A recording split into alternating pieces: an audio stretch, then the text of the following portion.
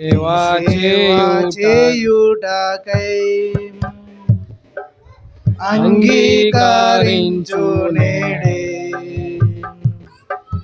నీ సేవా చేయుటకై ఆత్మ ప్రాణ దేహము తలంపులు క్రియలు ఆత్మ ప్రాణ దేహము తలంపులు క్రియలు అన్నియు నీ కొరకే గైకొనుము ఓ యేసువా. అన్నియు నీ కొరకే గైకొనుము ఓ యేసువా. జీవించగోరితి నీ కొరకే నీకే మహిమా ఘనత. జీవించగోరితి నీ కొరకే నీకే మహిమా ఘనత. నా సర్వమైన ప్రభు అర్పించుకొందు నీకై అంగీకరించు నేడే. నీ సేవా చేయుటకై అంగీకరించు నేడే. నీ సేవా చేయుటకై నా కాళ్ళు చేతులెల్లా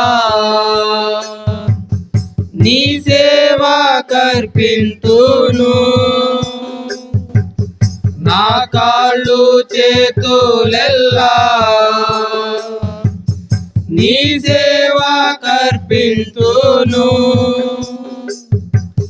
నా నాలుక నిత్యము నిన్ను స్తుతింప నిమ్ము. నా నాలుక నిత్యము నిన్ను స్తుతింప నిమ్ము. మనసారా ప్రేమింతు నిన్ను ప్రభువా నీకే మహిమా ఘనత. మనసారా ప్రేమింతు నిన్ను ప్రభువా నీకే మహిమా ఘనత. నా సర్వమైన ప్రభు అర్పించుకొందు నీకై అంగీకరించు నేడే. నీ సేవా చేయుటకై అంగీకరించు నేడే.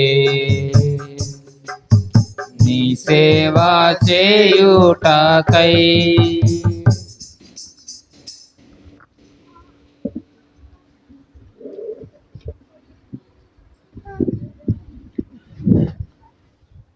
దేవుని యొక్క వాక్యముల నుండి హెబ్రీయులకు రాసిన పత్రిక 11వ అధ్యాయము.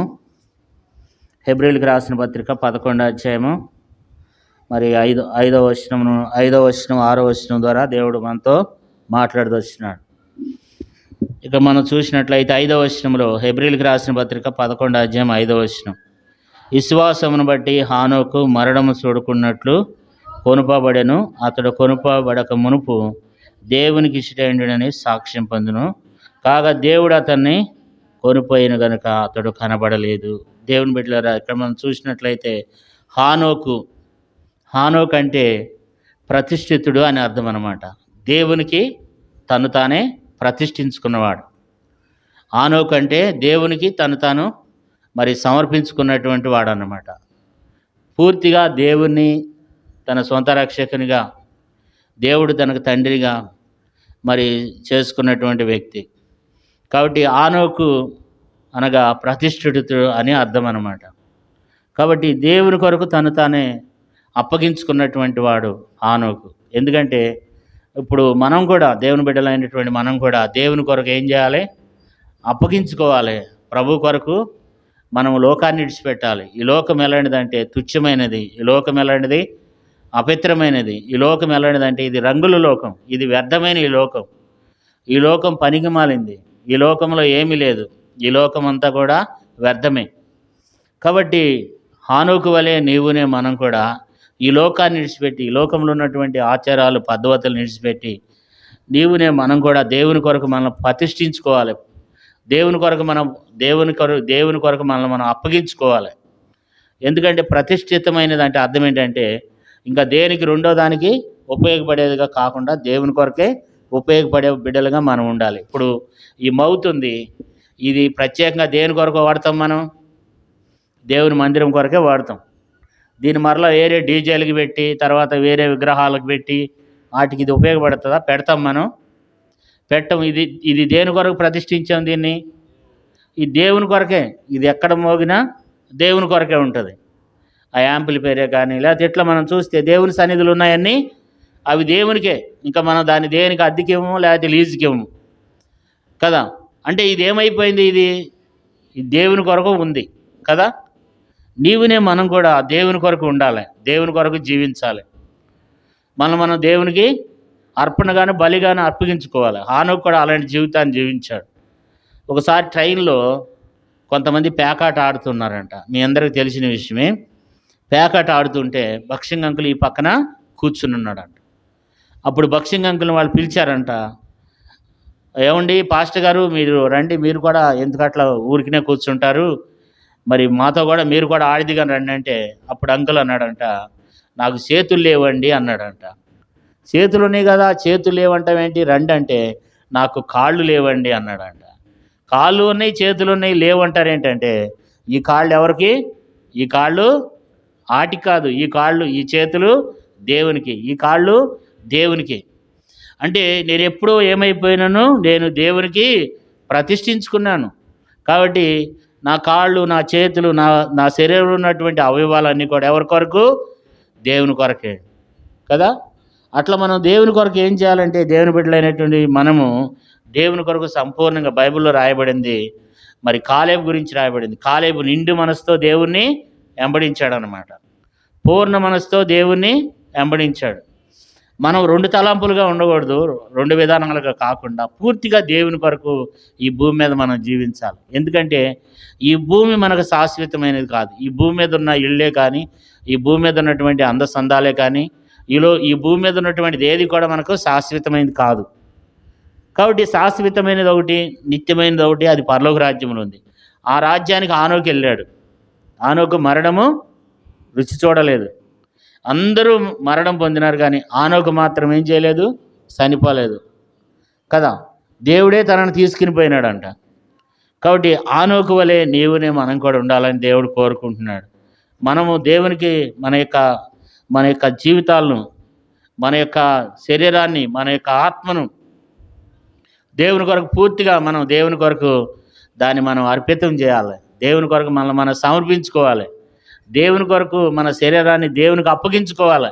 అంటే దేవుని కొరకు మనము జీవించాలి, దేవుని కొరకు మనం ప్రతిష్ఠించుకోవాలి. మన బైబిల్లో ఏమి రాయబడుతూ వచ్చింది? హానోకుని బట్టి దేవుడు మనకు ఏమి నేర్పిస్తున్నాడు అంటే, చూడండి చదువుకుందాం. రోమపత్రిక 6వ అధ్యాయము, రోమపత్రిక 6వ అధ్యాయము, రోమపత్రిక 6వ అధ్యాయము 11వ వచనం. అటువలే మీరును పాపం విషయమై మృతులుగాను దేవుని విషయమై క్రీస్తు యేసునందు సజీవులుగాను మిమ్మల్ని మీరే ఎంచుకొనుడి.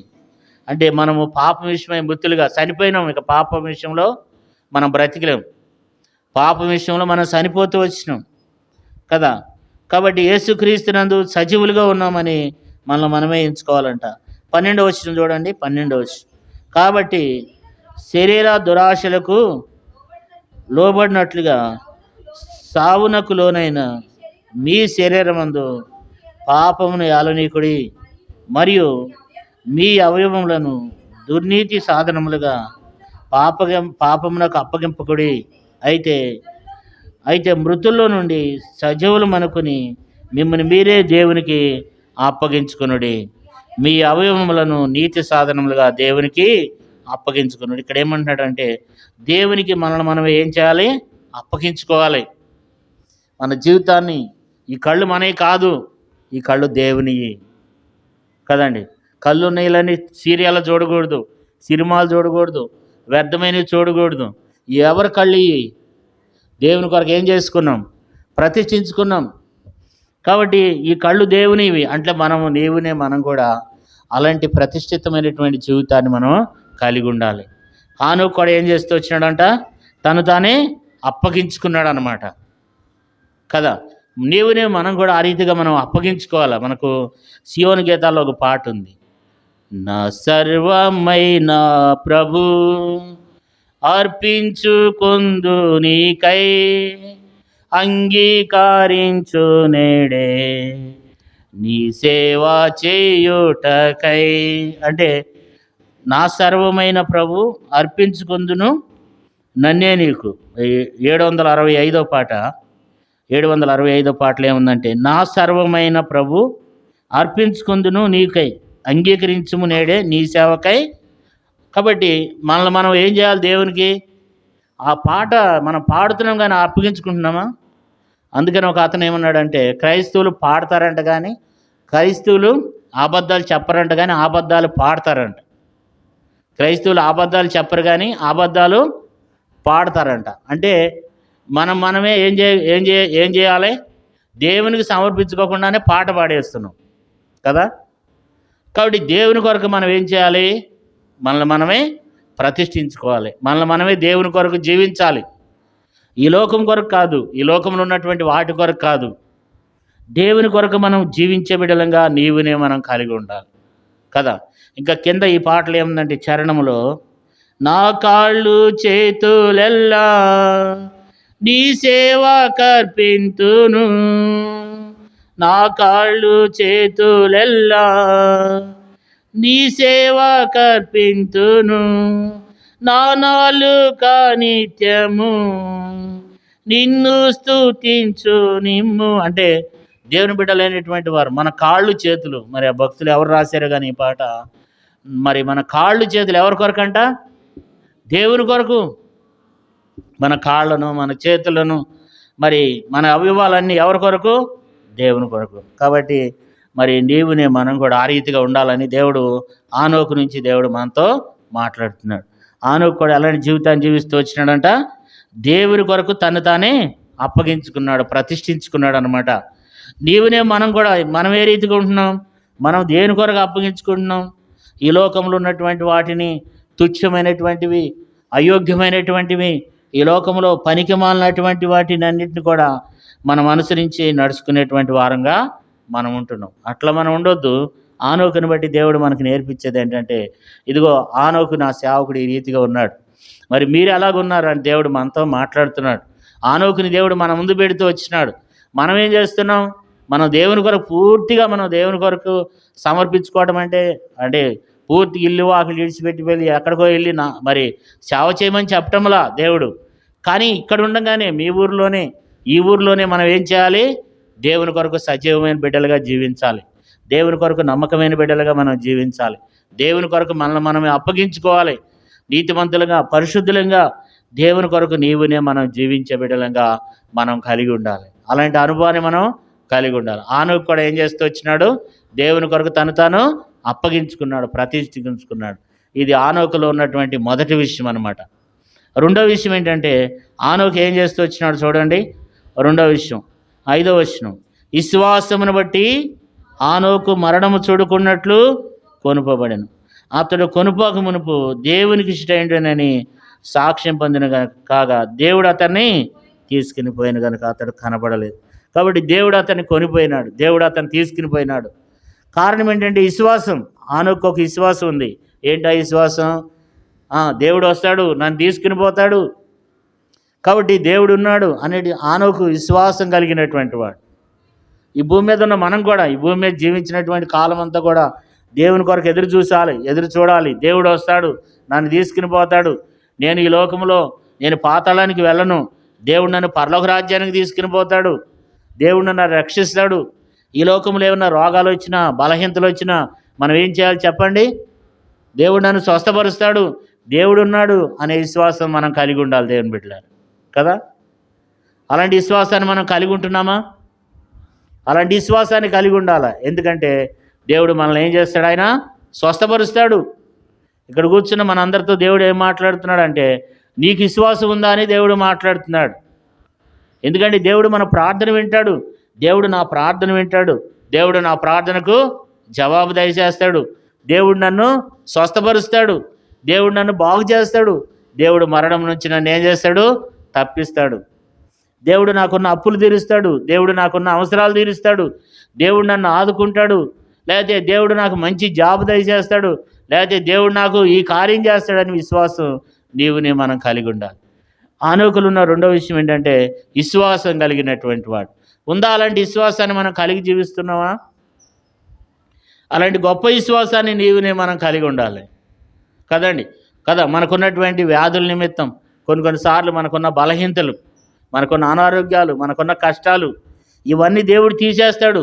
ఆ విశ్వాసంతో నువ్వు జీవించాలి, కానీ అవిశ్వాసంతో మనం ఉండకూడదు. ఏమోనండి, యేసు ప్రభు నమ్ముకున్నాను కానీ ఏం పోవట్లేదు? రోగం పోవట్లే. యేసు ప్రభు నమ్ముకున్నాను కానీ అప్పులు తీరట్లా. ఏవి దేవుడో ఏమో, ఏం ప్రయోజనం లేదండి అంటారు కొంతమంది. ఒకసారి కరీంనగర్లో అన్నది, ఏవి దేవుడనన్నా, ఏమి దేవుడనయ్యా? మాయదారి దేవుడు. నమ్ముకున్నాను కానీ ఏమి లేదు, స్వస్థత లేదండి. అసలు దేవుడు ఉన్నాడో లేడో. కానీ దేవుని వాక్యం ఏం రాయబడిందంటే ఆయన ఉన్నాడని ఏం చేయాలంట దేవుని బిడ్డలు? కింద ఏం రాయబడింది? 6వ వచనం, విశ్వాసము లేకుండా దేవునికి ఇష్టమైండుట అసాధ్యం. దేవుని యొద్దకు వచ్చేవాడు ఆయన ఉన్నాడనియు తను ఎత్తుకువానికి ఫలం దయచేవాడని నమ్మవలెను కదా. దేవుని యొద్దకు వచ్చేవారు ఏం చేయాలంట? ఆయన ఉన్నాడని రావాలంట. తను ఎత్తుకువారికి దేవుడు ఏం చేస్తాడంట? ఫలము దయచేస్తాడు. కాబట్టి విశ్వాసం లేకుండా దేవునికి ఇష్టమైండుట అసాధ్యం కదా. విశ్వాసం కలిగి ఉండాలి. దేవునికి ఇష్టలుగా ఉండాలంటే విశ్వాసం కలిగి ఉండాలి. అవిశ్వాసం కాదు, అపనమ్మకం కాదు. మనం ఏం కలిగి ఉండాలి? విశ్వాసాన్ని కలిగి ఉండాలి. దేవుడు ఉన్నాడు ప్రతి విషయంలో. ఎలాంటి విశ్వాసాన్ని, నమ్మకాన్ని నీవునే మనం కలిగి ఉన్నప్పుడు దేవుడు అన్నిటిలో ఆయన మనకు సహాయం చేస్తాడు, మనల్ని బాగు చేస్తాడు, మనల్ని స్వస్థపరిచే దేవుడు ఆయన. దేవునికి ఉన్నటువంటి అనేకమైన పేర్లో ఒక పేరేంటి? నిన్ను స్వస్థపరిచే యెహోవాను నేను. కాబట్టి దేవుడు స్వస్థపరుస్తాడు. మనలో విశ్వాసం ఉండాలి.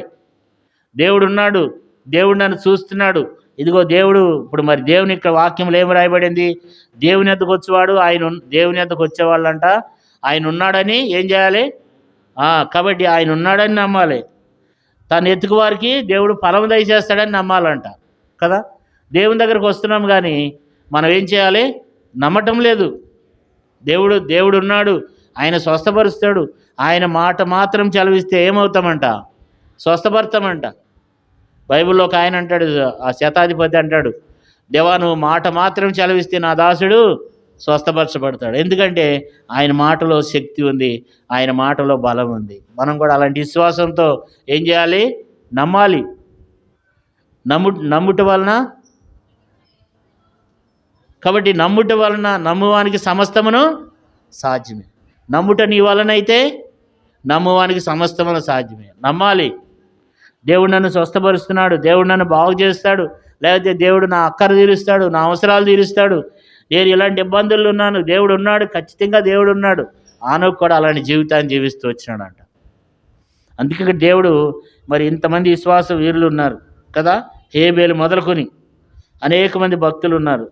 హేబేలు, హానోకు, నోవాహు, అబ్రహాం, ఇస్సాకు, యాకోబు, శారా కదా. తర్వాత ఇస్సాకు, యాకోబు, మోషే, యోసేపు, మరి అలాగే మోషే తల్లిదండ్రులు, ఇట్లా ఎంతమంది మరి ఇశ్రాయేలీలు. 31 వచ్చినప్పుడు రాహాబు, యేషా, 32లో ఇంకా అనేక మంది ఉన్నారు. వీళ్ళందరితో పాటు ఇంత గొప్ప సాక్షి సమూహం. వీళ్ళలో ఎవరున్నారు? ఆనోకు ఉన్నాడు. ఆనోకు అలాంటి విశ్వాసంతో జీవించాడనమాట. నీవునే మనం కూడా అలాంటి విశ్వాసంతో జీవించాలి. నా భర్త మారతాడు, లేకపోతే నాకున్నటువంటి సమస్యలు తీరుతాయి అని మనం విశ్వాసం ఉంచాలి. ఎంతమంది ఉంచుతున్నారు అలాంటి విశ్వాసం? మనం అలాంటి విశ్వాసాన్ని మనం కలిగి ఉండాలి దేవుని బిడ్డలారా. ఎంత విశ్వాసం అంట? ఆవగింజంత విశ్వాసం ఉంటే చాలంట.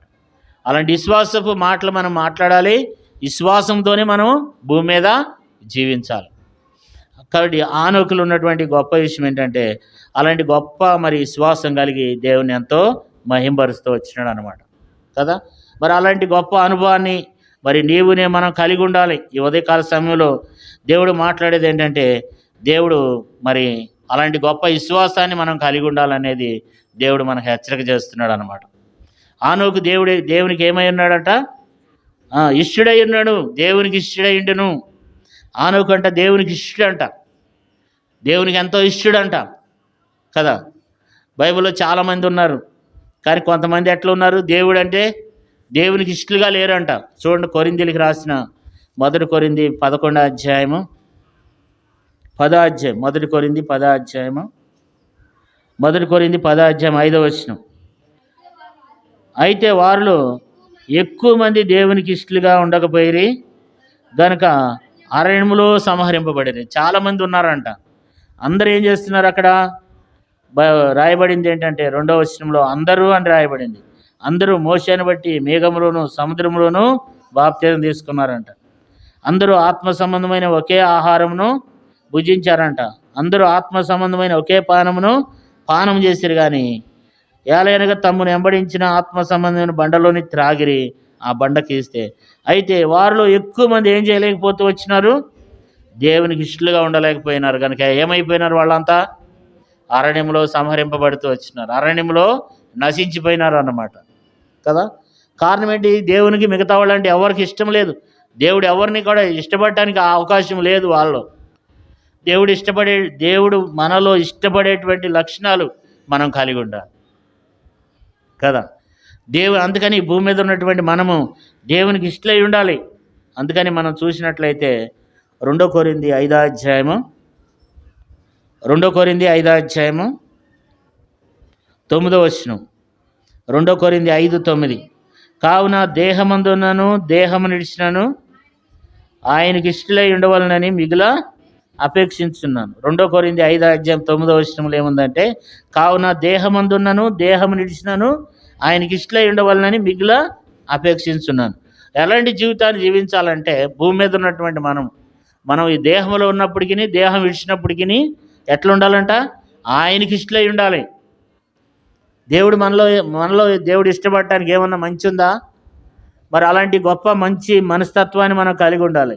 భూమి మీద దేవునికి ఇష్టలంట కదా.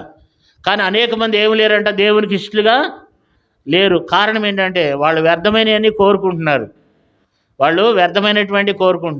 మాకు ఈ మాంసం కావాలి, మాకు ఈ పూరీళ్ళు కావాలి, లేకపోతే వాళ్ళు ఏం చేస్తూ వచ్చినారు? శరీర సంబంధాలు అయిపోయినారు అనమాట కదా.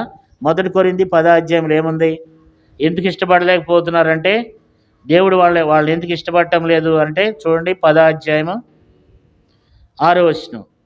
వారు ఆశించిన ప్రకారం మనం చెడ్డవాటిని ఆశించుకున్నట్లు ఈ సంగతులు మనకు దృష్టాంతములు ఉన్నాయి. అంటే వాళ్ళు ఏం ఆశిస్తున్నారు? చెడ్డవాటిని ఆశ్రయిస్తున్నారంట, మంచి వాటిని కాదు. చెడ్డవాటిని ఆశిస్తున్నారు, వ్యర్థమైన వాటిని ఆశిస్తున్నారు. అందుకనే వాళ్ళు ఇష్టలుగా లేరు. తర్వాత 7వ వచనం చూడండి. జనులు తినుటకును త్రాగుటకును కూర్చుండి ఆటుటకులు వేశారంట. వాళ్ళు ఏం చేస్తున్నారు? తినటం తాగటం, ఇదే ప్రపంచం అనుకుంటున్నారు. కాబట్టి దేవుడు వారి అందు ఇష్టపడటం లేదు. కారణం ఏంటంటే మరి ఈ మాటలు మనకు కూడా రాయబడుతూ వచ్చినాయి అనమాట. ఈ యుగాంతమందున్న మనకు చిగ్గు కలగడానికి దేవుడు వీటిని దృష్టాంతములు గుంచుతూ వచ్చినాడంట కదా. కాబట్టి వారు విగ్రహారాధికులు అయిపోతూ వచ్చినారంట. తర్వాత వాళ్ళు 8వ వచనం చూడండి. మరియు వారి వలె మనము వ్యభిచరింపక ఉందము. వారిలో కొందరు వ్యభిచరించినందున ఒక దినమునే 23,000 మంది కూలిపోయినారంట. కారణం ఏంటంటే ఒక దినమునే వాళ్ళు వ్యభిచరిస్తూ వచ్చినారంట. తర్వాత వాళ్ళందరూ ఏం చేస్తూ వచ్చినారంట? వ్యభిచరిస్తూ వచ్చినారంట. రకరకాల ప్రజలు ఉన్నారు ఇక్కడ కదా. తర్వాత 9వ వచనం. మనం ప్రభువును శోధింపుకుందాం. వారిలో కొందరు శోధించి సర్పంలో దేవుని శోధిస్తూ వచ్చినారంట. 10వ వచనంలో మీరు సనగకుడి, వారిలో కొందరు సనిగి సంహారికుని చేత సంహరించి. కాబట్టి కొంతమంది సనుగుతా ఉన్నారంట, కొంతమంది గొనుగులు కదా. కాబట్టి వీళ్ళంతా ఏంటంటే వీళ్ళని దేవుడు చూస్తూ వచ్చినప్పుడు దేవుడు వీళ్ళని ఇష్టపడట్లేదు. దేవుడు వారి అందుకని 5వ వచనంలో ఏం రాయబడి, అయితే వారిలో ఎక్కువ మంది దేవునికి ఇష్టలుగా ఉండకపోయారు కనుక అరణ్యములో సంహరించబడ్డారు.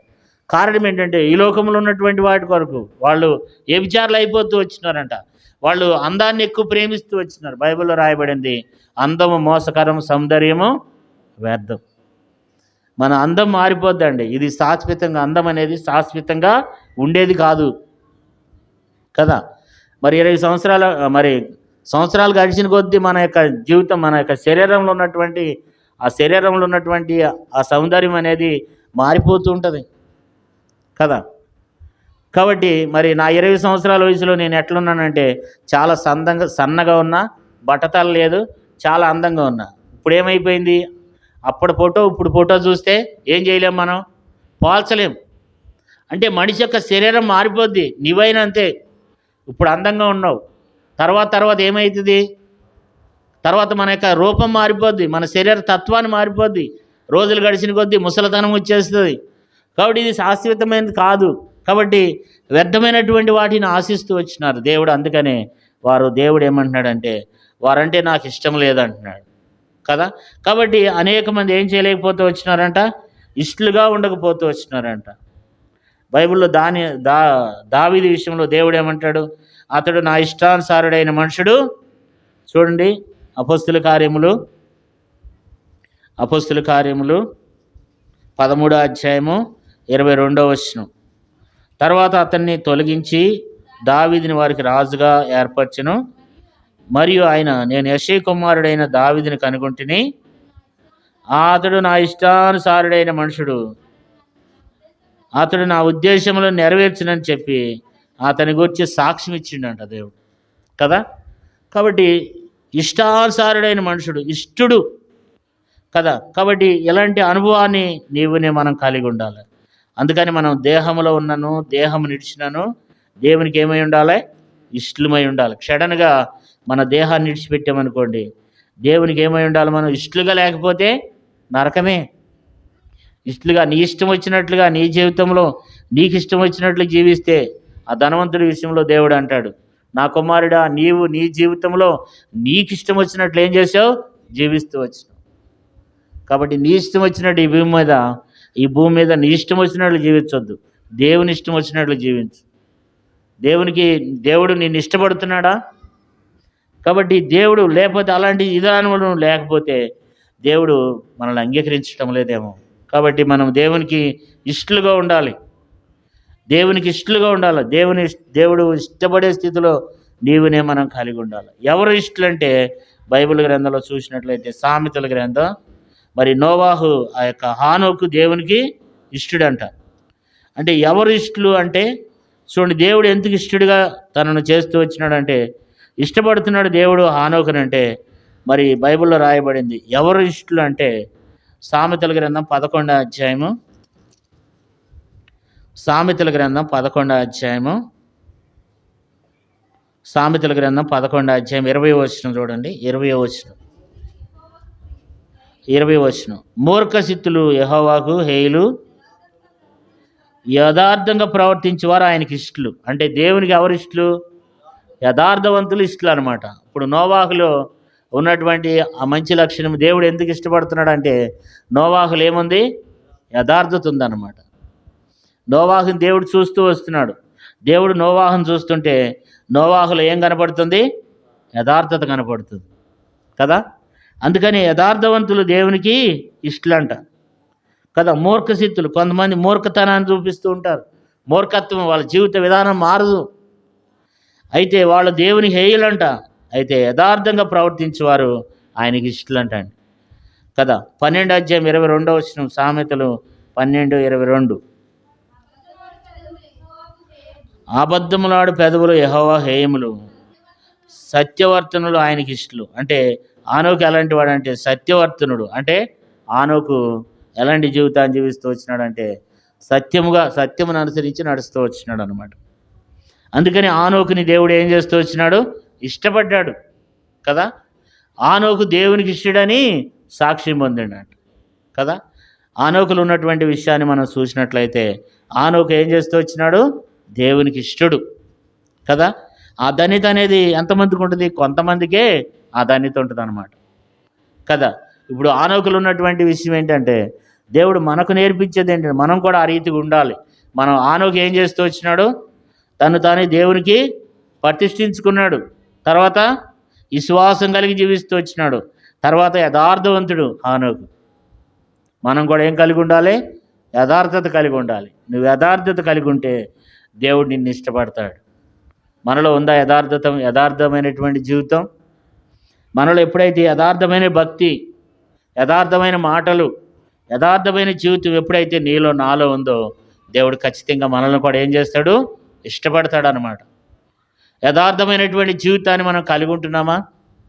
యథార్థమైన జీవితాన్ని ఎప్పుడైతే మనం కలిగి ఉన్నామో దేవుడు మనల్ని కూడా ఇష్టపడతాడు. ఆనోకునే కాదు, మనల్ని కూడా దేవుడు ఇష్టపడతాడు. మనల్ని దేవుడు ఇష్టపడాలంటే మనలో ఏముండాలి? యథార్థత ఉండాలి కదా. దావీదు విషయంలో దేవుడు అంటాడు, మరి దావీదు ఒక్క ఊరియా భార్య విషయంలో తప్ప అన్ని విషయాల్లో కూడా యథార్థంగానే ఉన్నాడంట కదా. కాబట్టి అలాంటి యథార్థతను అందుకని దేవుడు దావీదుని ఇష్టపడుతున్నాడు కదా. కాబట్టి మనం కూడా అలాంటి యథార్థత కలిగి మనం జీవించాలి.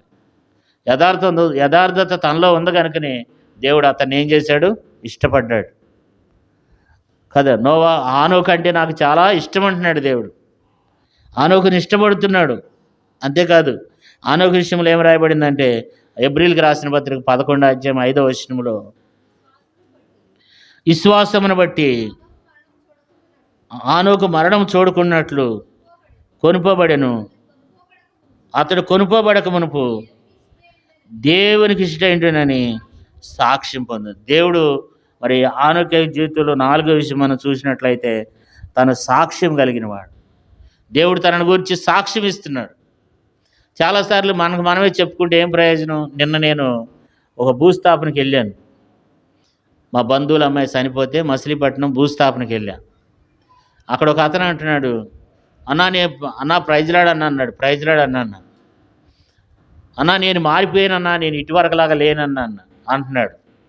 పక్కన ఉన్నటువంటి వ్యక్తి ఏమంటున్నాడంటే, మారేవని నువ్వు నాకు చెప్పవసరం లేదు, మారేవని నువ్వు మాకు చెప్పవసరం లేదు, మాకు తెలిసిపోద్ది అన్నాడు. ఒక వ్యక్తి నేను మారాను, లేకపోతే నా జీవితం మారింది అనడానికి ఇంకోళ్ళు చెప్పేది కాదు. సాక్ష్యం ఏంటంటే మనము ఎలాంటి మార్పు నొందుతున్నాం అనేది ఇతరులు చూస్తారు. ఇతరులు చెప్పేది సాక్ష్యం. మన గురించి ఏం చేయాలి? ఇతరుల సాక్ష్యం చెప్పాలి.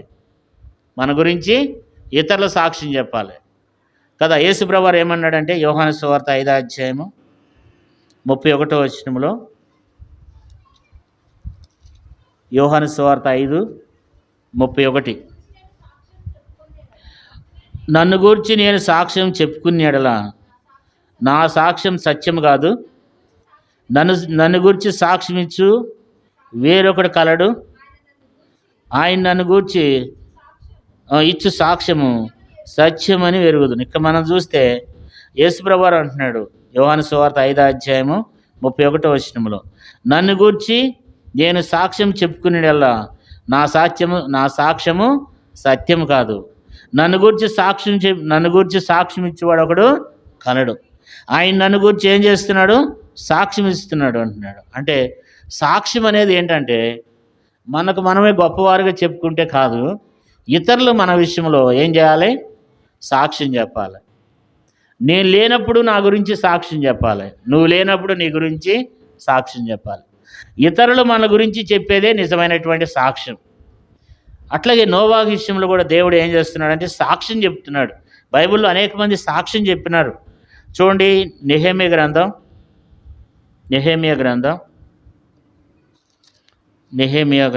7వ అధ్యాయము 2వ వచనం. నెహెమ్యా గ్రంథం 7వ అధ్యాయం 2వ వచనం. నా సహోదరుడైన అనాకినికి కోటకు అధిపతి అయిన హనన్యాకును యెరూషలేము పైన అధికారం ఇచ్చితిని. అననీయ నమ్మకమైన మనుషుడు, అందరికంటే ఎక్కువగా దేవుని యందు భయభక్తులు గలవాడు. ఎవరిచ్చారు ఈ సాక్ష్యం? తనకు తాను చెప్పుకోవటంలా. తన గురించి సాక్ష్యం ఎవరిచ్చినారు? నెహెమ్యా ఇచ్చాడు. బైబిల్లో కూడా అనేక మందికి సాక్ష్యం ఇచ్చాడు. అపోస్తుడైన పౌలు ఏం చెప్పాడంటే, ఉదాహరణకి తిమోతి విషయంలో నా నిజమైన కుమారుడని సాక్ష్యం ఇచ్చాడు. తీతి విషయంలో కూడా నా నిజమైన కుమారుడని సాక్ష్యం ఇచ్చాడు. కొంతమంది భక్తుల విషయంలో రోమపత్రిక 16 అధ్యాయంలో అనేక మంది గురించి సాక్ష్యం ఇచ్చాడు. పీబే గురించి మంచి సాక్ష్యం ఇచ్చాడు. పెరిసిని గురించి మంచి సాక్ష్యం ఇచ్చాడు. అక్కుల పిచ్చికిలాల గురించి మంచి సాక్ష్యం ఇచ్చాడు. కాబట్టి సాక్ష్యం అనేది మనం చెప్పుకుంటే కాదు, ఎవరు చెప్పాలి? ఇతరులు చెప్పే స్థితిలో మనం ఉంటున్నామా? దేవుడు చెప్తున్నాడు. కాబట్టి ఇప్పుడు ఆనోకు ఎవరంటే, తను కొనుక్కోక ముందు ఆనోకు జీవితం, ఒక వ్యక్తిని దేవుడు కొనుక్కోవాలంటే ఆ వ్యక్తి చేయాల్సినటువంటి పనులు ఏంటంటే, మరి మనం చదువుకుంటూ వచ్చినాం, ఒక వ్యక్తిని దేవుడు ఆ పరగృహమునకు కొనుక్కోవాలంటే, పరలోక రాజ్యం చేరాలంటే అది చాలా అంత ఈజీ అయిన పని కాదు. ఎందుకంటే దేవునికి భూమి మీద ఒక వ్యక్తి పరలోక రాజ్యం వెళ్ళాలంటే, దేవుడు కొనుక్కోవాలంటే మనం భూమి మీద చేయాల్సింది ఏంటి? మనం ప్రతిష్ఠించుకోవాలి, మనం దేవుని కొరకు జీవించాలి. రెండో విషయం ఏంటంటే విశ్వాసం కలిగి జీవించాలి. ప్రభువు వస్తాడు, ఖచ్చితంగా నన్ను ఏం చేస్తాడు? పరగృహమునకు ఒక దినాన తీసుకుని పోతాడు. తర్వాత యథార్థత ఉండాలి, భూమి మీద యథార్థవంతులుగా మనం జీవించాలి. తర్వాత ఆయన సాక్ష్యాన్ని మనం ఈ భూమి మీద ఇతరులు అనేక మంది మన గురించి సాక్ష్యం ఇవ్వాలి. ఇతరులు మన పరిశుద్ధ గ్రంథం బైబిల్లో అనేక మంది అపొస్తలుడైన పౌలు కొంతమందిని గురించి సాక్ష్యం ఇస్తాడనమాట. అవన్నీ చెప్పడానికి మనకు సమయం లేదు, కానీ పౌలు చాలామంది గురించి కొంతమంది గురించి సాక్ష్యం ఇచ్చినాడు.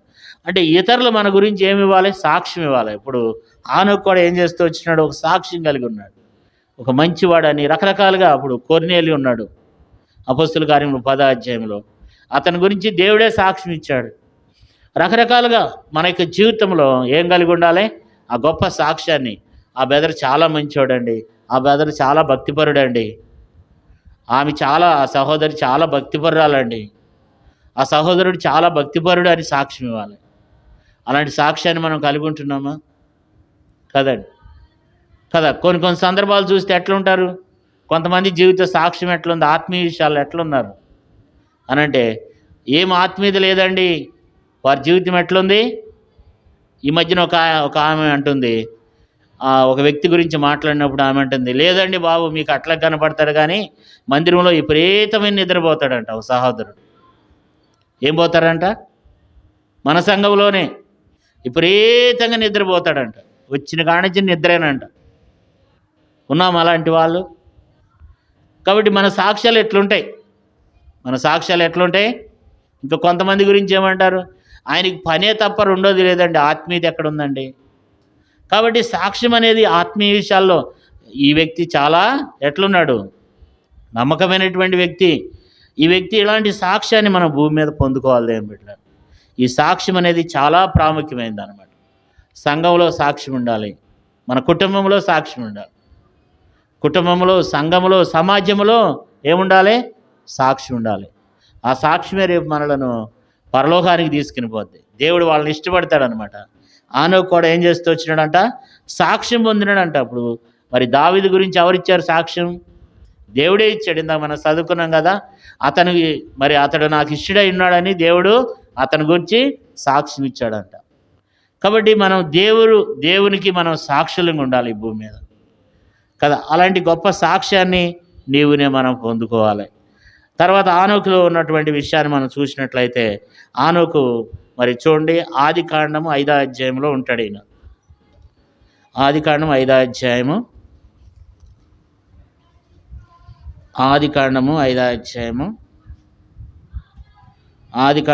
అధ్యాయము 21వ వచనం చదవండి. ఆనోకు 65 ఏండ్లు బ్రతికి మెతూషెలను కనెను.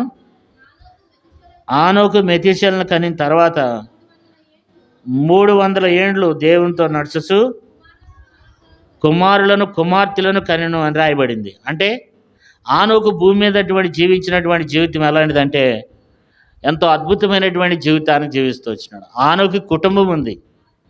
ఆనోకు ఏముంది? కుటుంబం ఉంది. ఇక్కడ రాయబడింది ఏంటంటే 22వ వచనంలో, ఆనోకు మెతూషెలను కనిన తర్వాత 300 ఏండ్లు దేవునితో నడుస్తూ కుమారులను కుమార్తెలను కన్నాడంట. ఆనోకి కుటుంబ బాధ్యత ఉంది. కుటుంబ బాధ్యత ఉన్నప్పుడు కూడా ఆనోకు ఎంత ఆత్మీయంగా ఎదిగినాడు అనమాట. కొన్నిసార్లు ఏమంటారంటే, ఏం బెదరు సరిగ్గా కూడికలకు రావట్లేదు, ఆటికి రావట్లేదు, ఈటికి రాలేదంటే మనం చెప్పేది ఏంటి? నాకు చాలా వర్కులు ఉన్నాయి, లేకపోతే నాకు ఆ పని ఉంది, ఈ పని ఉంది. కుటుంబ బాధ్యత అనేది ఏమైపోయింది మనలో? కుటుంబ బాధ్యత అనేది మనలో ఏమైతుంది? విస్తరించిపోతుంది అనమాట. సో ఆ ట్యూబ్లైట్ దాని మూలన మైకు బర్రబర్రం ఉంటుంది. ఒకసారి దాన్ని కట్టేసేయండి అమ్మ. ఆనోకు ఏముందంటే కుటుంబ బాధ్యత ఉంది. కుటుంబ బాధ్యత. కుటుంబం ఉన్నా సరే దేవునితో నడిచిండంట. ఇప్పుడు కుమారులు ఉన్నారంట, అయినా సరే దేవునితో నడిచిండంట కదా. మనం చాలాసార్లు ఏం చెప్తూ ఉంటాం? కుటుంబంలో చాలా పిల్లలు ఎక్కువ మంది. ఆ రోజుల్లో ఇప్పుడు మనకే 2-3 ఉంటున్నారు పిల్లలు. పూర్వకాలంలో కనీసం యావరేజ్గా చూస్తే 10 మంది ఉండేవారు. కుటుంబ బాధ్యత ఉండి కూడా 300 ఏళ్ళు దేవునితో నడిచిండంట కదా.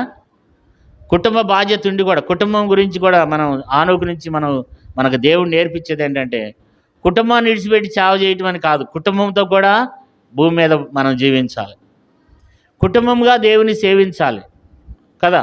కుటుంబంలో ఉన్న అక్కర ఎరగాలి, కుటుంబంలో ఉన్న అవసరం ఎరగాలి, కుటుంబంలో బాధ్యత ఎరగాలి. ఒక భర్తగా చేయాల్సిన పని ఏంటి?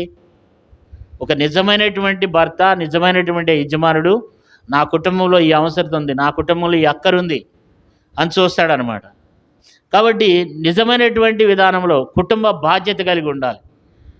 మరి బ్రదర్సే కానీ సిస్టర్సే కానీ ఆనోకు వల్లే కుటుంబ బాధ్యత కలిగి ఉండాలి. కుటుంబంలో ఏది అక్కరుంది, ఏ అవసరం ఉంది, దాన్ని తీర్చాల్సినటువంటి బాధ్యత భార్యాభర్తల మధ్యలో ఉంది. కుటుంబం ఉండి కూడా దేవుని ఏం చేస్తూ వచ్చినాడంట? ఏం చేస్తూ వచ్చినాడు? 300 ఏండ్లు దేవునితో నడుచుతూ కుమారులను కన్నాడంట. ఇటు కుటుంబాన్ని చూసుకుంటున్నాడు, ఇటు దేవుని ఎమ్మటే నడుస్తున్నాడు కదా. ఎంత గొప్ప విషయం చూడండి. కుటుంబ బాధ్యత ఉంది, తర్వాత కుటుంబము సేవిస్తూనే ఏం చేస్తున్నాడు? మరలా దేవుని. చాలాసార్లు మనం ఏం చెప్తాం?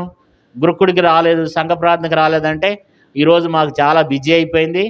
మనలాంటి వాళ్ళని వెళ్తామా పరలోక రాజ్యం? అసలు మనం భ్రమలో బతికేస్తున్నాం. చచ్చిపోతే నరకానికి వెళ్ళిపోతాం. ఎందుకంటే మనకు భూమి మీద మనకు ఒక సాక్ష్యము, ఒక భక్తి జీవితం అనేది లేదు. వాస్తవానికి చెప్పాలంటే మనం భయంకరమైన భక్తిహీనులం అన్నమాట. మనకంటే కూడా లోకస్తులు ఎక్కువ ఏం చేస్తున్నారు? భక్తి చేస్తున్నారు అన్నమాట కదండి. కాబట్టి ఆదివారం మొదలుకొని మరలా ఆదివారం వరకు కనపడరు అనమాట. ఆదివారం కూడా వచ్చారంటే ఎట్లా ఉంటారు? మన సంఘం అని కాదండి, దునియా మొత్తం అట్లా ఉంది. కారణం ఏంటంటే భక్తిహీనత వచ్చేసింది. ఏమా ఈరోజు రాలేదంటే మనం చెప్పే కథలు ఎట్లా ఉంటాయంటే, ఎన్ని పిట్ట కథలు చెప్తామండి. అసలు ఒక్కసారి ఆ కథ చెప్పారంటే ఖచ్చితంగా అడిగినోడు మళ్ళీ పశ్చాత్తాపడాల్సిందే. అరే నేను అనవసరంగా అడిగినారా అన్నట్టుగా. ఇలాంటి భయంకరమైన సాగులు చెప్తున్నాం. కుటుంబ బాధ్యత అండి. కుటుంబంలో పిల్లలను చూసుకోవాలి, భార్యను చూసుకోవాలి, అవి చూసుకోవాలి, ఇది చూసుకోవాలి.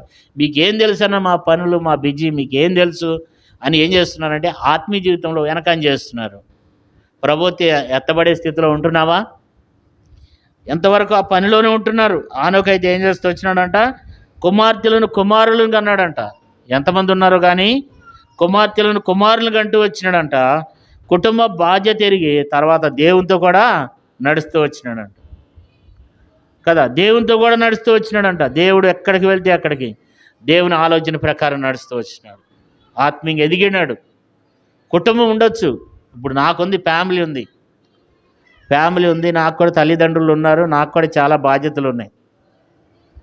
తర్వాత సంఘం ఉంది, సంఘంలో ఉన్నటువంటి పరిస్థితులు ఎన్నున్నప్పుడు కూడా ఆత్మీయంగా ఎదగాలి. ప్రార్థన మర్చిపోవద్దు.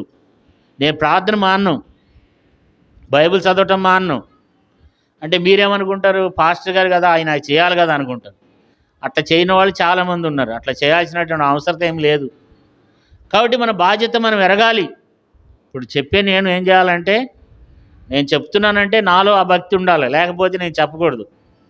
ఒకసారి గాంధీ గారి దగ్గరికి ఒక పిల్లోని తీసుకుని వచ్చిందంట. పిల్లోని తీసుకుని వచ్చి గాంధీ గారితో చెప్పిందంట, వీడు బాగా చక్కెర తింటున్నాడండి, పంచదార బాగా తింటున్నాడు, కొంచెం చెప్పండి గాంధీ గారు అంటే ఆయన అన్నాడంట 2 వారాల తర్వాత రారా అన్నాడంట. 2 వారాల తర్వాత వచ్చిన తర్వాత అరే చక్కెర తింటాం మానేరా అన్నాడంట. అప్పుడు వాళ్ళ అమ్మ అడిగిందంట, ఇదే మాట ఆ రోజు చెప్తే అయిపోయేది కదా అంటే, అప్పుడు ఆయన అన్నాడంట, పంచదార తినే అలవాటు నాకు కూడా ఉంది, నేను మార్చుకున్న తర్వాత ఈయనకి చెప్దామని అన్నాడు. ముందు భక్తి నా జీవితంలో భక్తి ఉండాలి. నా జీవితంలో భక్తి లేకుండా మీకు చెప్తే ఏం ప్రయోజనం ఉండదు, అది ఫలించదు కదా. కాబట్టి నేను చెప్తున్నానంటే నాలో కూడా ఏముండాలి, ఆత్మీయత ఉండాలి. ఈరోజు 3:30కు లేచిన అంటే ఎందుకు చెప్తానంటే చెప్పే నాకు కూడా ఏముండాలి, ఆ భక్తి లేకపోతే వేస్తారని అవుతాను. నేను దేవుని దగ్గర ఒక దినాన నేను లెక్క చెప్పుకోవాల్సినటువంటి వాడిని అవుతాను. కాబట్టి మనం ఆ భక్తి మనం కలిగి ఉండాలి. కుటుంబమే, ప్రార్థనే, ఆరాధనే, బైబిల్ చదవటమే. ఎంతమంది చదువుతున్నారు ఈ రోజున? ఉదాహరణకి బైబిల్ ఎంతమంది చదివారు? చేతులు ఎత్తి చూపించండి. చాలామంది చదివారు, కొంత అదృష్టమే. ఇంకా కొంతమంది ఏం చేయట్లేదు, చదవట్లేదు. మనం బైబిల్ ఈరోజే కాదు, రోజు అనుదినము పఠించిన బైబిల్. కాబట్టి ఆను కూడా కుటుంబం ఉండి కూడా ఏం చేస్తున్నాడండి, మనం చాలాసార్లు కొడుకులు మిస్ అవుతాం, సంఘ ప్రార్థనలు, స్త్రీల కొడుకులు ఎన్ని ఉన్నాయి, అన్నీ మిస్ అయిపోతాం మనం. శనివారం నెలకొక్కసారి ఉపవాస ప్రార్థన, దాన్ని కూడా మిస్ అయిపోతున్నాం. కారణం ఏంటంటే మనకు కుటుంబమే ప్రాముఖ్యత అయిపోయింది. మరి ఆత్మకు కుటుంబం నీ ఎమ్మటే రాదు. నీ ఆత్మీయ జీవితాన్ని కుటుంబం తీసుకెళ్ళలేదు. కుటుంబంలో నీ పిల్లలు నేను మోక్షరాజ్యానికి చేర్చలేరు. కాబట్టి నువ్వు వచ్చినప్పుడు, ప్రభు వచ్చినప్పుడు నువ్వు ఎత్తబడలేవు. కుటుంబమే ఆత్మీయ జీవితం. దేవుని కార్యములే. మరి ఆనోకలు ఉన్నటువంటి గొప్ప విషయాన్ని మనకు దేవుడు నేర్పిస్తున్నాడు. కుటుంబం ఉండి కూడా దేవుని సేవలో ఉన్న ఆనోకు, కుటుంబం ఉండి కూడా బాధ్యత కలిగి జీవిస్తున్నటువంటి వ్యక్తి దేవునితో నడుస్తూ వచ్చినాడు. మనం నడవగలుగుతున్నామా? అంతేకాదు ఆనోకు మరి చూడండి, ఆదికాండం మరొకసారి చదువుకుందాం. 5వ అధ్యాయము 22వ వచనం. 300 ఏండ్లు దేవునితో నడుచుచు కుమారులను కనను. ఆనోకు దినములనియు 365 ఏండ్లు. ఆనోకు దేవునితో కూడా నడిచిన తర్వాత దేవుడు అతను తీసుకుని పోయాను కనుక అతడు లేకపోయాను. ఆనోకు దేవునితో కూడా నడిచిండంట. 300 ఏండ్లు దేవునితో నడుస్తూ వచ్చిండంట. మొత్తం ఆనోకు జీవించినటువంటి జీవితం ఎన్ని సంవత్సరాలు అంటే 365 ఏండ్లు అంట. కాబట్టి దేవునిలో జీవిస్తూ వచ్చినాడు, దేవునితో సహవాసం చేశాడు, దేవునితో కూడా నడిచిండంట. ఆనోకు ఏం చేస్తూ వచ్చినాడంటే దేవునితో సహవాసం చేశాడు. మనం దేవునితో సహవాసం చేస్తున్నామా? మరి దేవునితో నడుస్తున్నాడంట. దేవుడికి ఇష్టంగా దేవుడు ఏ రీతిగా ఉన్నాడు. ఇప్పుడు దేవుని మనసు, నోవాహు మనసు ఒకటే. దేవుని ఆలోచన, నోవాహు ఆలోచన ఒకటే. దేవుని యొక్క చింత, ఆనోకు చింత కూడా ఒకటే. కాబట్టి దేవుని యొక్క చిత్తానుసారంగా ఎరిగి దేవుని కొరకు ఏం చేస్తూ వచ్చినాడంటే దేవునితో సహవాసం చేశాడు. నేటి దినం మనం చూడండి, దేవునితో నడుచుట అంటే అర్థం ఏంటి? దేవునితో సహవాసం చేయాలి. దేవునితో సమయం ఎక్కువ గడుపుతూ ఉండాలి. మనం ఏం చేస్తున్నాం? సమయం ఎప్పుడు విడిచిపెడతాడా, ఇంటికి వెళ్దాం, ఈరోజు ఆదివారం సీరియల్లో పోయి అని కొంతమంది మరలా ఈ సమయాన్ని మరలా ఏం చేస్తారండి, మరలా పనులకు వెళ్ళిపోవడం, ఎవరి పనుల మీద వాళ్ళే. కారణం ఏంటంటే దేవునితో సహవాసం అనేది కోల్పోతున్నాం మనం. ఆయనతో మనం సహవాసం చేయాలి. దేవునితో సమయం ఉన్నప్పుడల్లా దేవునితో సహవాసం. ఈ రోజుల్లో ఎట్లా ఉన్నాం, మనకు కొంచెం సమయం దొరికితే సెల్ ఫోను, టీవీ, లేకపోతే ఎవరన్నా కనబడితే వాళ్ళతో ముచ్చట్లు, గంటల సమయం ఏం చేసుకుంటున్నాం, వృధా అయిపోతుంది. పనికి వెళ్ళొద్దని, ఉద్యోగాలు చేయొద్దని చెప్పట్లా దేవుడు. అవన్నీ చేసుకోవాలి. ఖాళీ దొరికితే సెల్ ఫోన్తో కాకుండా, సమయాన్ని వృధా చేసేవారు కాకుండా మన సమయాన్ని దేవునితో గడపాలి. అబ్రహాము విషయంలో దేవుడు అంటున్నాడు, అబ్రహాముకి మరి దేవునికి అబ్రహాము స్నేహితుడంట. కారణం ఏంటంటే దేవునితో అంతగా సహవాసం చేశాడు. ఈ దినాన్ని మనం ఎవరితో సహవాసం చేస్తున్నాం? దోస్తులతో సహవాసం చేస్తున్నాం. ప్రతి ఒక్కరికి ఫ్రెండ్స్, చర్చిలో కూడా ఫ్రెండ్సే. వాళ్ళతో మాట్లాడుకుంటా ఈ వ్యర్థమైన వాటితో మనం ఏం చేస్తున్నాం? కాలం గడిపేస్తున్నాం అనమాట. ఫోన్లతో మాట్లాడుకోవడం. ఈ రోజుల్లో ఫోన్లు వచ్చేసినాయి. అంటే మనం దేవునితో గడిపేదానికంటే కూడా లోకంతో గడిపేదానికి ఎక్కువైపోయింది అన్నమాట.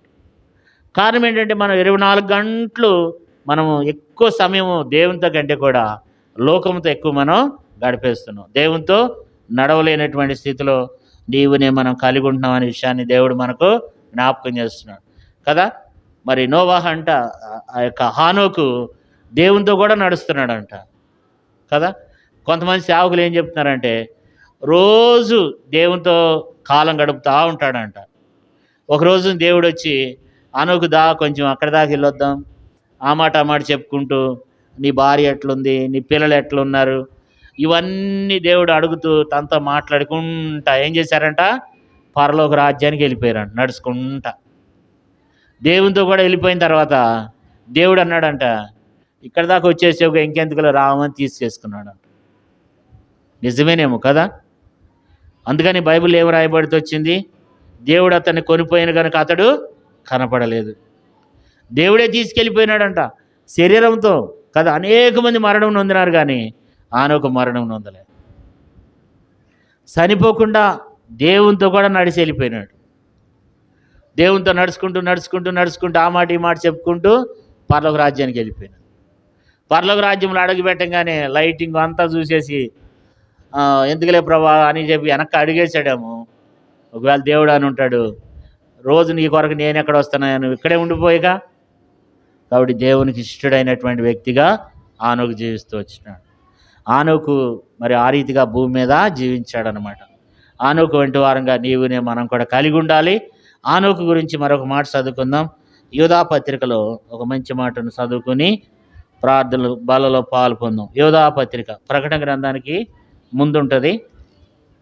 యోధా పత్రికలో అక్కడ ఒక మాట ఉంది ఆనోకు గురించి. యోధా పత్రిక 14-15 వచనాలు.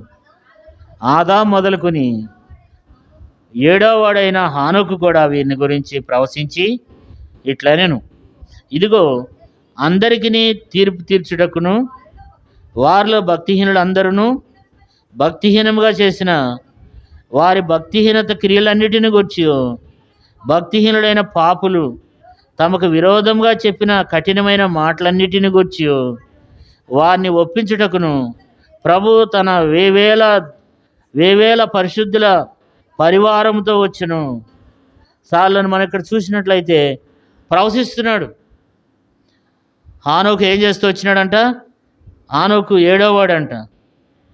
మరి హానోకు ఏం చేస్తూ వచ్చినాడంటే హానోకు వీరిని గురించి ప్రవశించి ఇట్లనెను, అంటే జరగబోయే దాని గురించి ప్రవశించాడనమాట. భక్తిహీనులు ఎట్లుంటారు, భక్తిహీనులకు జరిగేదాంటి, భక్తిహీనులకు జరిగేటువంటి తీర్పును గురించి ముందే ఏం చేస్తూ వచ్చినాడంటే ఆనోకు ప్రవశిస్తూ వచ్చినాడంట. ఎవరు ప్రవశిస్తారు కదా, కొంతమంది వస్తూ ఉంటారు అనమాట, జరిగేది చెప్తాం జరగబోయేది చెప్తామని, అదంతా వస్తుందే. ఎవరు ప్రవశిస్తారంటే ఎవరైతే దేవుని చేత నడిపింపబడతారో, ఎవరైతే దేవుని ఆత్మచేత నింపబడి ఉంటారో వారు ప్రవశిస్తారు. ఆనోకు ప్రవశించాడంట. ఎవరి గురించి, అంచె దినాల్లో ఉండేటువంటి భక్తిహీనుల గురించి. ఆ భక్తిహీనులు అంటే మనమే. భక్తి తక్కువ చేసేవాళ్ళని భక్తిహీనులు అంటారంట. కాబట్టి మన గురించి ముందుగానే ప్రవశించాడు దేవుడు. కాబట్టి ముందుగానే ఆనోకు ద్వారా దేవుడు ప్రవశిస్తూ వచ్చినాడు. ఆనోకు ముందే ప్రవశించినాడు. చాలామంది ప్రవశించారు బైబిల్లో. అలాగే మరి హానోకు కూడా ఏం చేస్తూ వచ్చినాడంటే ప్రవశిస్తూ వచ్చాడు. అంటే ఆనోకు ప్రవచన వరం కలిగినవాడు. ప్రవచన వరం ఆనోకు జరగబోయే విషయాలను మరి ప్రవశించాడంట. ఎవరెవరి గురించి ప్రవశిస్తూ వచ్చినాడు ఆనోకు అంటే చూడండి 11వ వచనం. అయ్యో వారికి శ్రమ, వారు కయ్యోను నడిచిన మార్గమును నడిసిరి, బహుమానం పొందవలనని బిలాము నడిచిన త్రప్పుతోవలో ఆత్రంగా పరిగెత్తిరి, కోరాకు చేసినట్లు తిరస్కారం చేసి నశించిరి. వీళ్ళందరి గురించి మరి హానోకు కూడా ఏం చేస్తూ వచ్చినాడు, ప్రవశించాడు. 14-15 వచనాల్లో వీరిని గురించి ప్రవశించి ఇట్లనెను అని రాయబడుతూ వచ్చింది. ఎవరు వీళ్ళంటే వీళ్ళందరి గురించి, భక్తిహీనుల గురించి దేవుడు ఒక దినాన దేవుడు ఏం చేస్తాడంట, తీర్పు తీరుస్తాడని చెప్పి ఆనోకు ప్రవశించాడు. ఆనోకులో ఉన్నటువంటి విషయం ఏంటంటే దేవుని ఆత్మచేత నింపబడినటువంటి వ్యక్తి ప్రవశిస్తూ వచ్చినాడు అనమాట. కాబట్టి ఇప్పుడు ఆనోకులో మనం అనేక విషయాలు చదువుకుంటూ వచ్చినాం. ఆనోకు అంటే ప్రతిష్ఠితుడు, అంటే తను తానే దేవుని కొరకు సమర్పించుకున్నటువంటి వాడు. ఆనోకు విశ్వాసం గలవాడు. ఆనోకు యథార్థవంతుడు. అందుకని చదువుకున్నాం కదా సామెతల గ్రంథంలో, యథార్థవంతులు ఆయనకి ఇష్టలంట కదా. కాబట్టి ఆయన ఇష్టడని సాక్ష్యం, దేవుడు సాక్ష్యం ఇచ్చాడు కదా. కాబట్టి ఆనోకు ఇప్పుడు ప్రతిష్ఠితుడు, విశ్వాసం గలవాడు, యథార్థవంతుడు, మరి దేవుని చేత సాక్ష్యం పొందినటువంటి వాడు, కుటుంబ బాధ్యత ఉండి కూడా దేవునితో నడుస్తూ వచ్చినాడు. కుటుంబాన్ని విడిచిపెట్టలేదు, దేవుని కూడా విడిచిపెట్టలేదు. మరి దేవునితో సహవాసం చేస్తూ వచ్చినాడు. ఆరో విషయం ఏంటంటే దేవునితో సహవాసం చేశాడు. దేవునితో సహవాసం చేశాడు. మనం కూడా దేవునితో సహవాసం చేయాలి. ఈరోజు ప్రభు వస్తే ఎత్తబడుతున్నామా? ఈరోజు ప్రభు వస్తే క్షణంగా ఈరోజు ప్రభు వస్తే ఎత్తబడే గుంపులో ఉన్నావు, విడబడే గుంపులో ఉన్నావు? ఎంతమంది చెప్పగలరు ఈరోజు ప్రభు వస్తే నేను ఎత్తబడతానని? లేదా ఈరోజు చనిపోతే నేను పరలోక రాజ్యానికి పోతానని నిరీక్షణ మనం ఉన్నామా? ఆనోకైతే దేవునితో సహవాసం చేస్తూ వచ్చినాడు. మనం కూడా ఈరోజు చనిపోతే పరలోకానికి వెళ్ళేటట్లు ఉండాలి. ఈరోజు ప్రాణం విడిచిపెడితే పరలోక రాజ్యం చిన్న పెద్దని, మరణానికి ఏమి లేదంట, మరణానికి మర్యాద లేదు, చిన్న పెద్ద అనేటువంటి భేదం లేదు. నేను చిన్నదాని కదా, నేను చిన్నోని కదా, ఇంకా నాకు చాలా వయసు ఉందంటానికి లేదు. ఈరోజు చనిపోతే ఎక్కడికి పోతావు? లోకంతో స్నేహం చేస్తే పరలోక రాజ్యం దొరుకుతుందా? దొరకదు. నరకానికి పోతావు. అగ్గి నారదు, పురుగు సావదు కదా. కాబట్టి దేవుని బిడ్డలైనటువంటి మనం ఆయనతో సహవాసం చేయాలి.